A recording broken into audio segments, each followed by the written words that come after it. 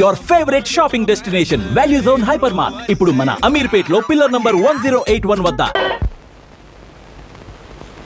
అమ్మా సీత, సీత. ఏమిటి నాన్న ఇలా వచ్చావు? నన్ను చూడాలనా నా పరిస్థితి చూడాలనా? అబ్బే ఆ రెండు కాదమ్మా, ఈ 2000 నీకు ఇవ్వాలని. ఇది దానం ధర్మం బహుమతి కాదమ్మా, బోనస్. మీ ఆయనకి ఇచ్చే బోనస్ అమ్మా. మా ఆయనకి బోనసా? మీ ఆయనకి మాత్రమే ఇచ్చే బోనస్ కాదమ్మా, ఆఫీసులో ఉన్న స్టాఫ్ 25 మందికి ఇలా 2000 చొప్పున ఇచ్చాను. ఎందుకు ఇస్తున్నానో తెలుసా? బాగా లాభాలు వచ్చాయమ్మా, అందుకే అందరికీ ఇచ్చాను. మీ ఆయనకి కూడా ఇస్తున్నాను, తీసుకోక తప్పదు.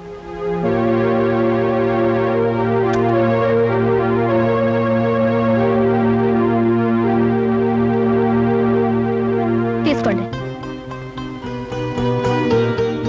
ఏమిటమ్మా ఇది? నాకు పెళ్ళై కాపురానికి వెళితే 7 కొండల వాడికి 2001 రూపాయి హుండీలో వేస్తానని మొక్కుకున్నాను. ఆ చేత్తో నీ డబ్బు తీసుకెళ్లి దేవుడికి పంపించండి. అమ్మా సీత, అది కాదమ్మా. నాకు తెలుసునన్నా, ఈ కుటుంబం కోసం నువ్వు డబ్బిస్తే నేను పుచ్చుకోనని బోనస్ పేరుతో ఇవ్వబోయా. ఒక్క విషయం గుర్తుంచుకో, పంతానికి పట్టుదలకి నీ కూతురికి పెట్టింది పేరు.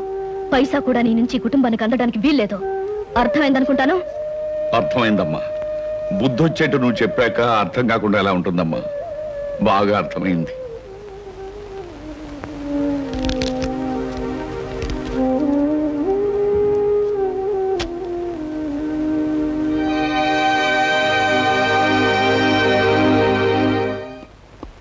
గుడ్ మార్నింగ్ మావయ్య గారు. ఏమిటి కవర్ చేశారట? చూడు కృష్ణ, మనం కొత్తగా పెట్టిన ఫర్నిచర్ ఏజెన్సీ తాలూకు సేల్స్ ప్రస్తుతం బాగానే ఉన్నాయి. కాకపోతే ఒక గొప్ప అవకాశం రాబోతుంది. తెలివిగా దాన్ని మనం పట్టుకోవాలి. అవకాశం అనేది కనిపించాలే గాని దాన్ని పట్టుకోకుండా వదలంగా అంకుల్. ఏమిటది? గవర్నమెంట్ హై స్కూల్స్ కి చైర్స్ టేబుల్స్ సప్లై చేయడానికి టెండర్స్ పెట్టుకోవడానికి కంపెనీలకు అవకాశం ఇచ్చారు. ఆ టెండర్ మందైతే ఖచ్చితంగా 5 లక్షలు, తప్పితే 10 లక్షలు ఆమొస్తుంది. అయితే తప్పకుండా ఆ టెండర్ మనదయ్యేటట్టు చేద్దాం.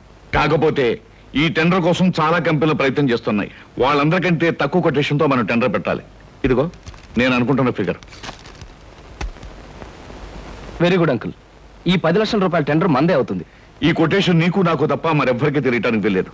ఎవరికైనా తెలిస్తే తక్కువ పెట్టి ఈ టెండర్ కొట్టేయడానికి ప్రయత్నిస్తారు. అందుచేత ఎవ్వరికీ తెలియకూడదు, ఆఖరికి అమ్మాయి సీత కూడా. అలాగే uncle. Hello, Mahalakshmi agencies proprietor Gopalarao speaking. ఏంటి, ధనలక్ష్మి ఏజెన్సీ వాళ్ళు కూడా టెండర్ వదులుతున్నారా? కొటేషన్ ఎంత? బా, నువ్వు చెప్పినట్టు రహస్యం బయటకు పక్కనివ్వలేవయ్యా. ఎంతో చెప్పు, నేను ఎంత కొటేషన్ ప్లేస్ చేయాలో నాకు తెలుస్తుంది. ఎంత? 10 లక్షల. ఆల్ రైట్, మిగతా విషయాలు నేను చూసుకుంటాను.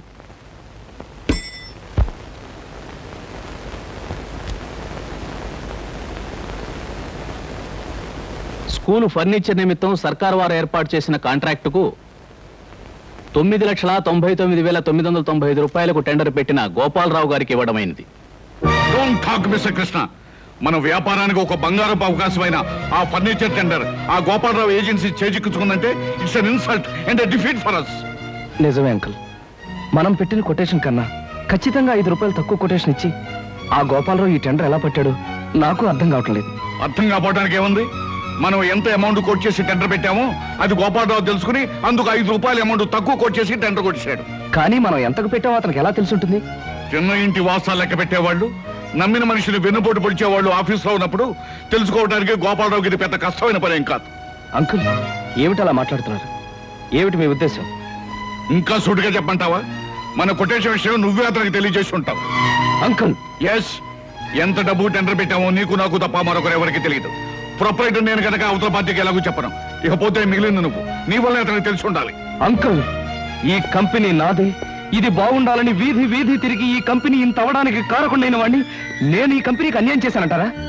నమ్మకాన్ని విశ్వాసాన్ని కూడా డబ్బు కమ్ముకునే రోజులవి. ఆ గోపాలరావు నీకు లక్షలు ఇస్తానో లేకపోతే తన కంపెనీలో వాటా ఇస్తానో ఆశ పెట్టుంటాడు. దాంతో నువ్వు నన్నే మోసం చేయడానికి సిద్ధపడ్డా. తప్పు చెయ్యకుండా నిప్పులాగా బ్రతకాలనుకుంటున్న నన్ను నీతి లేనివాడు, మోసగాడు అంటున్న మనిషి మీరు కాక మరొకరు అయినట్టయితే నేనేం చేసేవాడో నాకే తెలియదు. గుప్పెడు మెతుకులు తిన్నా కష్టార్జితంతో సంపాదించానే గాని మరొకరిని మోసం చేసి సంపాదించలేదు. అలాంటి నన్ను అనుమానించి అవమానిస్తున్న మీ దగ్గర ఇంకా నేను పనిచేస్తే నాకు సిగ్గు, లజ్జ, నీతి, నిజాయితీ లేనట్టే లెక్క. అందుకే ఈ క్షణంలోనే రిజైన్ చేస్తున్నాను.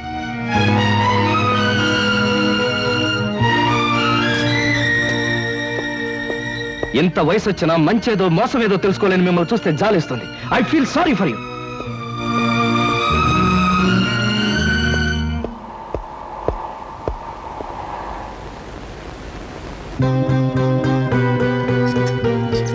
రామేన్, లోపలికి రావయ్యా.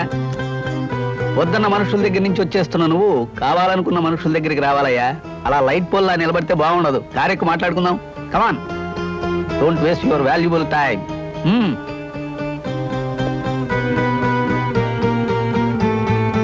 డ్రైవర్, కార్బోని. గోపాలరావు గారు, మా కొటేషన్ ఎంత అనేది మీకు ఎలా తెలిసింది? అది బిజినెస్ సీక్రెట్ అయ్యా. బుద్ధున్న బిజినెస్ మ్యాగ్నెట్ ఎవడు బయటికి చెప్పడు. చెప్పొద్దులండి. నన్ను ఎందుకు తీసుకెళ్తున్నారో అదేనా చెప్తారా? వరసకి మామ, వృత్తిలో బాస్ అయిన కోటేశ్వరరావు నిన్ను అరిచి కరిచినంత పనిచేస్తాడని నాకు ముందే తెలుసు. ఇలాంటి తెలివైన వాడిని తెలివి తక్కువగా వదులుకుంటున్నప్పుడు పట్టుకోవడమే నాలాంటి తెలివైన వాళ్ళ పద్ధతి. అంటే ఏమిటి మీ ఉద్దేశం? ఏముంది, నిన్ను మా కంపెనీకి జనరల్ మేనేజర్గా అపాయింట్ చేద్దాం అనుకుంటున్నాను. ఇప్పటి వరకు నువ్వు తీసుకున్న జీతం 2000, నేను నీకు 5000 ఇవ్వాలనుకుంటున్నాను. ముందు ముందు పెంచే ఉద్దేశం కూడా ఉంది. ఇక నా కంపెనీలో పనిచేయడానికి నీకు అభ్యంతరం ఏముంటుంది? అదృష్టం, అవకాశం నా రూపంలో నిన్ను వెతుక్కుంటూ వస్తే ఏదో ఆలోచించి వదులుకోవటం చాలా పొరపాటయ్యా. ఓకే అనేసి.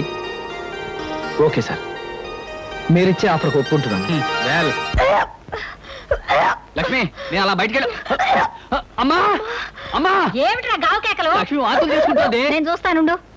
పొద్దున్నే పెసరట్లు తింటుంటే ఎక్కువ తినకు, అజీర్తి చేస్తుందని చెప్పాను. చెప్పిన మాట వినవా? చూడు ఎలా బాధపడుతున్నావు. నువ్వో తిక్కాడివి, తిన్నందువల్ల కాదురా వాంతులు. మరి దేనికి? నువ్వు తండ్రివి కాబోతున్నావు. అబ్బా, నేను తండ్రిని కావడం ఏంటే? నాకు ఆల్రెడీ ఓ తండ్రి ఏడ్చి చచ్చాడుగా. గంప పగులుతుంది. ఒరేయ్, ఒరేయ్!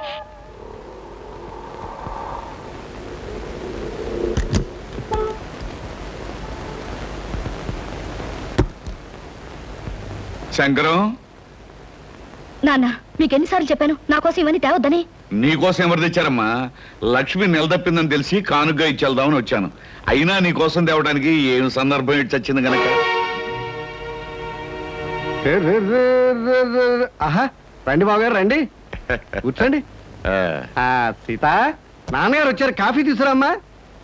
ఏడు బావగారు, శుభవార్త మీ దాకా వచ్చేసిందన్నమాట. అవునయ్యా శంకరం, నీకు శుభాకాంక్షలు చెబుదామని వచ్చాను. ఉత్త శుభాకాంక్ష అయితే లాభం లేదు బావగారు. నాకు పుట్టబోయే మనవడు నాకంటే గొప్ప సంగీత విద్వాంసుడు కావాలని కళ్యాణ నగర్లో తమరు ఘనంగా నన్ను ఆశీర్వదించాలి. అలాగేనయ్యా శంకరం, తీసుకోండి. ఏమైనా నువ్వు అదృష్టవంతుడు అయ్యా. కన్న కొడుకి 1 ఏడాది క్రితం పెళ్లి చేసావు, తాతో కాబోతున్నావు. మరి నేను ఉన్నాను. కూతురికి 1.5 ఏడాది క్రితం పెళ్లి చేసినా నా చేతి మీదుగా ఇంతవరకు ఏ అచ్చటా ముచ్చటా జరిపించలేకపోయాను. దేనికైనా రాసి పెట్టి ఉండాలయ్యా.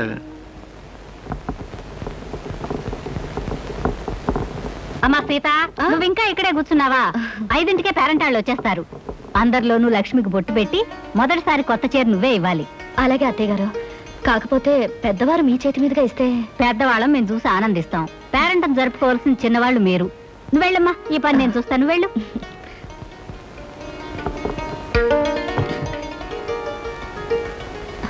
అందరి ముందు కూర్చోవలసిన లక్ష్మి ఇది కట్టుకుంటే బాగుంటుంది.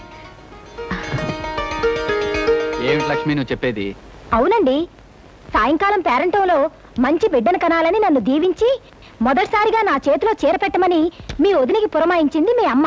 అయితే దానికి ఎందుకు ఊరికే తెగులు తెగిన కోళ్ళ వరి అయిపోతావు? అయినా మహాలక్ష్మి లాంటి మా ఉదయం చేత్తో తీసుకోవడం మంచిదేగా.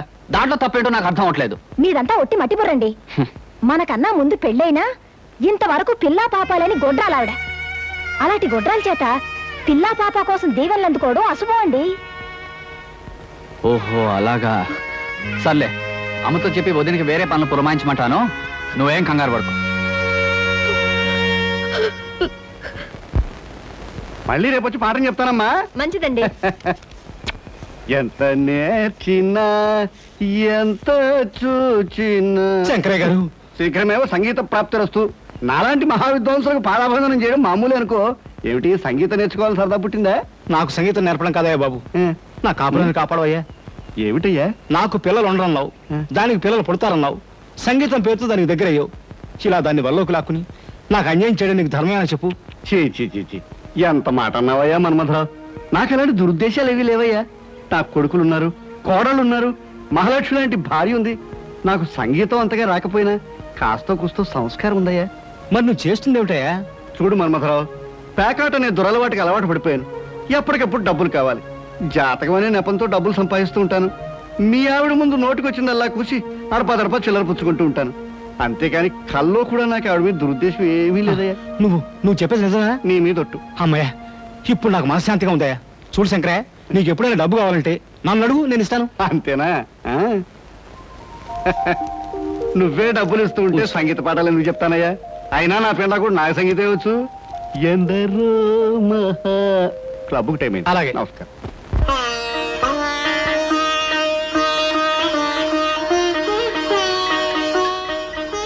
భగవంతుడా, ఈవేళ నా పుట్టినరోజు.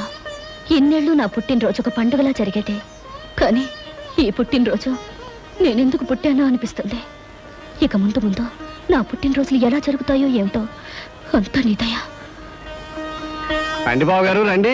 మీ అమ్మాయి పుట్టినరోజున అఠాన్ భాగంగా వచ్చారు. కూర్చోండి. సీత, సీత, ఏమిటి మావయ్య గారు? మీ నాన్నగారు వచ్చారమ్మా. నువ్వు మాట్లాడుతూ ఉండు. మీ అత్తయ్యతో చెప్పి కాఫీ పలహారాలు పంపిస్తాను. ఆ? వెళ్ళమ్మా. ఈ ఇంట్లో పుట్టినరోజుకి పెద్ద ప్రత్యేకతలు ఉండవు నాన్న. మీరెందుకు ఇక్కడికి వచ్చారు? ఎవరి పుట్టినరోజుకి ఏ ప్రత్యేకత లేకపోయినా నా బిడ్డ పుట్టినరోజు నాకు ప్రత్యేకమైన రోజమ్మా. ప్రతి సంవత్సరం నీ పుట్టినరోజుకి ఏదో కానుకిచ్చేవాడిని.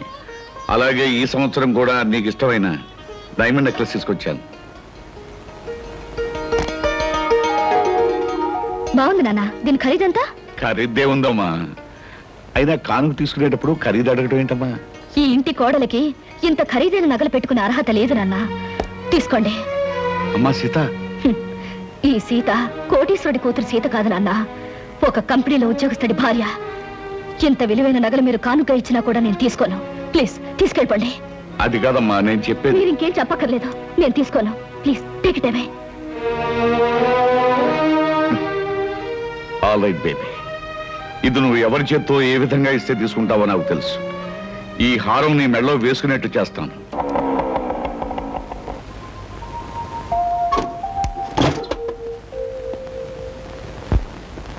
సీత, ఈరోజు నీ పుట్టినరోజుని నా బోనస్ డబ్బు, కమిషన్ డబ్బు, దాచుకున్న డబ్బు అన్నీ కలిపి నీకు అద్భుతమైన బహుమతి తీసుకొచ్చాను. ఏమిటది? నీకు ఇష్టమైన రవల్ నెక్లెస్.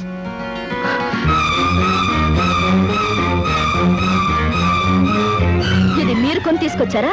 లేకపోతే కొట్లో కొట్టేసి తెచ్చానుకున్నావా? కాదా, పరాయి వాళ్ళ దగ్గర అడుక్కుని తెచ్చిచ్చారనుకుంటున్నాను. సీత, ఏమిటి నువ్వు అనేది? ఏమండి, మీ కష్టార్జితమైన సొమ్ముతో ఒక 100 రూపాయలు పెట్టి చీర తెచ్చిన ఆనందించేదాన్ని, లేక పావులా పెట్టి పువ్వులు తెచ్చిచ్చినా నేను సంతోషించేదాన్ని. అంతేగాని సిగ్గు వదిలి ఎవరో కొన్న నగలు తీసుకొచ్చి అలవాటు ప్రకారం అబద్ధం చెప్పి నాకిద్దాం అనుకుని మిమ్మల్ని చూస్తుంటే ఒళ్ళు మండిపోతుంది. ఆ హారాన్ని చూస్తుంటే నాకు అసహ్యం వేస్తుంది. సీత, నువ్వు చాలా పొరపాటు పడుతున్నావు. భగవంతుడు సాక్షిగా ఈ హారాన్ని నేను కొని... ఆపండి. మీ అబద్ధాలకు ఆ దేవుణ్ణి సాక్షిగా పెట్టడానికి సిగ్గేయడం లేదు. ప్రేమ అబద్ధం, పెళ్లి అబద్ధం, కానుక అబద్ధం, ప్రతి దానికి అబద్ధం. మీరు మారాలనుకుని నేను మారటం నా బుద్ధి తక్కువ. చిచి! బుద్ధి తక్కువ తనం నీది కాదు, నాది.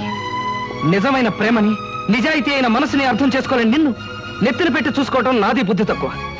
అనుక్షణం నా మనసును గాయపరుస్తున్నా ఓర్పుతో ఉండి నీ ప్రేమను పొందాలనుకోవడం నాది బుద్ధి తక్కువ. అసలు నీ కానుక తీసుకురావాలనుకోవడం నాది బుద్ధి తక్కువ. మనసనే అందమైన అద్దాన్ని భద్రంగా చూసుకోవడం పోయి దాన్ని బద్దలు కొట్టడమే జయంగా పెట్టుకున్న నిన్ను ఆ భగవంతుడు కూడా క్షమించడు. అమ్మా సీత, ఎన్ని పంతాలు పట్టింపులు ఉన్నా పుట్టినరోజు నాడు మీ నాన్నగారు స్వయంగా తీసుకొచ్చి ఇచ్చిన కానుకని కాదనకూడదమ్మా. ఆయన ఇస్తే తీసుకోలేదని మా చేత్తో ఇమ్మన్నారు. తీసుకోమ్మా.